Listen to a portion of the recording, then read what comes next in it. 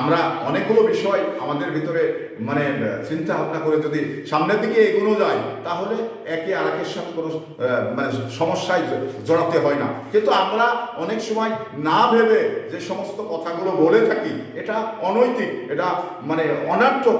এই ধরনের কথা বলার দরকার নেই। কারণ এই যে পায়ে জোর পেকে মানে জোর পাকিয়ে যে ফ্যাসাদগুলো তৈরি হয়, এটা কিন্তু মানুষের জনজীবন বসবাস করার জন্য মানে অতিষ্ঠ হয়ে যায়। তো এই জন্যে আপনারা দায়িত্বশীল জায়গা থেকে দায়িত্ব নিয়েই কথা বলবেন। দায়িত্বের বাইরে যখন কথা বলবেন, তখন কিন্তু আপনার প্রতি মানুষের মানে অনীহা আসবে, আপনার প্রতি মানুষের বিরক্ত আসবে। তো এই মাহে রমজান চলছে, যেটা আপনারা জানেন, মানুষ কিন্তু এমনি মানে মানুষের উত্তেজনাটা বেড়ে আছে। কারণ সারাদিন এই যে ফেরি খাওয়ার পরে মাগরিব পর্যন্ত মানে ইফতার করার পর্যন্ত মানুষ কিন্তু অনাহারে রয়েছেন, উপাস রয়েছে।